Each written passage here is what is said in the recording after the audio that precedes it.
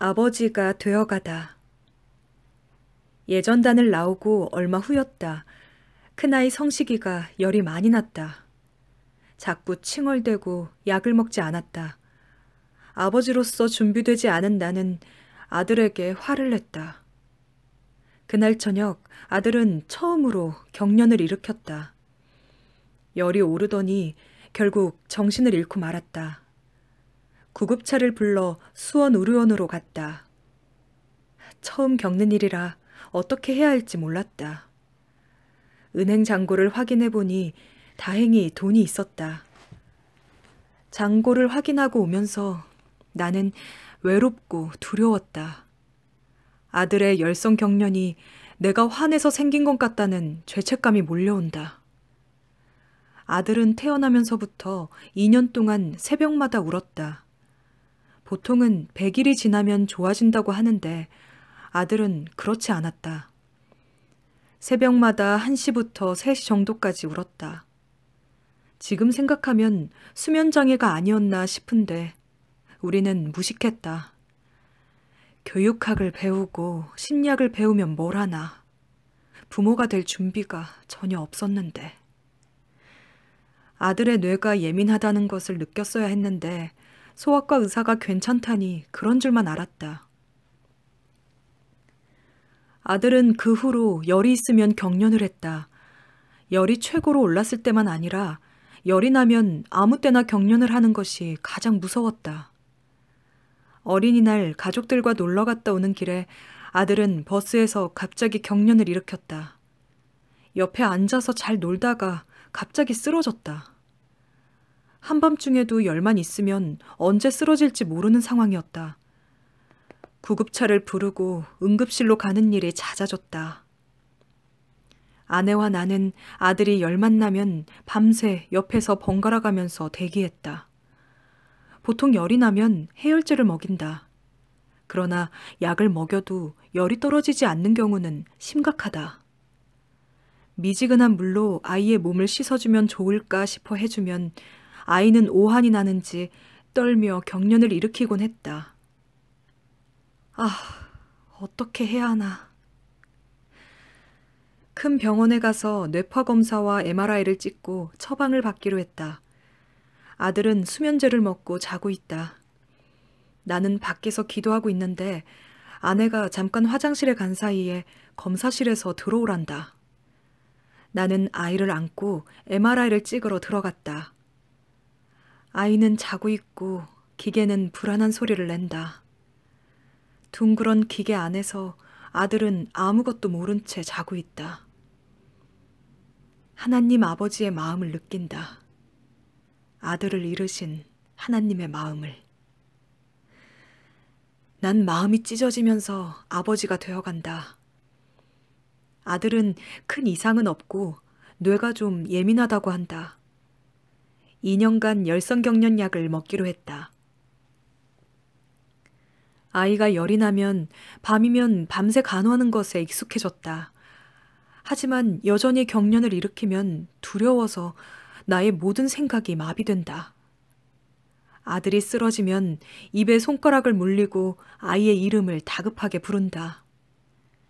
딸은 울면서 일어나고 아내와 나는 정신없이 구급차를 탄다. 더 이상 이런 일을 반복하기 싫다. 나중에는 온 식구가 아예 병원 응급실에서 살았다. 하나님께서 꼭 하실 거야. 아들의 말이 느리다. 또래 아이들과 놀지 못해서 그런가 싶어 아이를 동네 미술보습학원에 보냈다. 선생님의 말이 아이가 이상하단다. 자리에 앉아있지 못하다는 것이다. 검사를 받아보라고 한다. 점점 불안해진다. 아내가 수원 남문 근처 소아신경정신과에 아들을 데리고 갔다. 난 딸과 밖에서 기다리고 있었다. 단순히 말이 늦는 것이라고 생각했는데 무슨 문제라도 있는 걸까? 불안함에 가슴이 타는 것 같다. 아들은 장애와 비장애의 경계선에 있다는 판정을 받았다. 지능지수가 50이 되지 않는단다. 그럴 리가. 가르치지도 않은 한글을 스스로 깨우쳤고 소아과에서 여러 번 물어봤을 때 의사가 괜찮다고 했는데. 죄책감이 몰려왔다. 아이를 돌보면서 텔레비전을 틀어놓고 무심하게 놔두었던 것. 돌이 지나면 아이를 가르쳐야 한다고 매를 들고 가르쳤던 것. 이 모든 것이 내 실수라는 생각이 들었다. 아들이 새벽마다 일어나서 혼잣말을 하면서 돌아다닌다. 나는 새벽에 아이의 혼잣말을 들으면서 하루를 시작한다. 6개월 정도 소아신경정신과에 다니면서 약물치료와 놀이치료를 병행했다. 약물치료는 무서웠다. 사람의 뇌를 고치는 약이 있다니. 약을 먹으면 아이가 매우 우울해한다.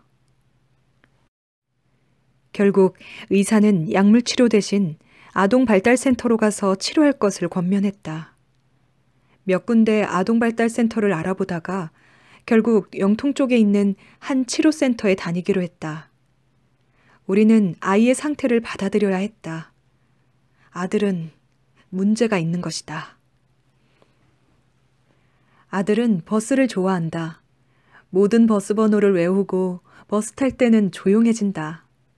자주 버스를 타고 싶어 한다. 나는 아이가 좋아하는 버스를 같이 타기 시작했다. 보통 오전 10시에서 저녁 8시까지 탔다. 아들이 크면서는 밤 10시까지 버스를 탔다. 어느 날 버스를 타자마자 아들이 울면서 말한다. 아빠, 애들이 나 바보라고 같이 안 놀아줘. 가슴이 타는 듯하고 눈물이 쏟아지려고 한다. 마음을 가다듬고 아들에게 유쾌하게 말한다. 아빠가 기도했는데 너는 사람들에게 인정받고 유명해질 거래. 아빠는 하나님이 주신 마음을 믿는다. 너도 믿어야 해. 믿니? 아들은 믿는다고 대답했다. 애들이 그런 말 한다고 용기를 잃으면 안 돼. 알았지? 하나님께서 꼭 하실 거야. 용기 낼 거지?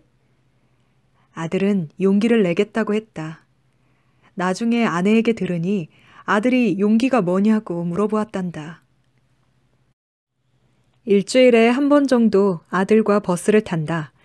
지방에 강의를 하러 갔다가 새벽에 밤기차를 타고 돌아오면 아침에 아이가 내 얼굴을 내려다보고 있다. 버스 타러 가는 날이라고. 아들과 나가서 하루 종일 버스를 탄다. 수원에서 출발해서 서울을 거쳐 인천, 구리, 용인, 성남, 평택 등 경기도 일대를 버스를 타고 다닌다. 아들은 늘 새로운 일정표를 짜놓는다. 나중에는 인터넷을 검색해서 버스 번호를 확인하고 노선을 정리해서 일정을 정한다. 누군가의 필요를 따라서 하루 종일 버스를 타는 것은 쉬운 일이 아니다. 그러나 나는 아들에게 최선을 다하고 싶다. 아들은 버스 타는 동안에 나와 친구가 된다. 우리는 이런저런 이야기를 나누며 즐거워한다. 아들과 어깨동무를 하고 간식을 먹으면서 기쁘게 돌아다닌다.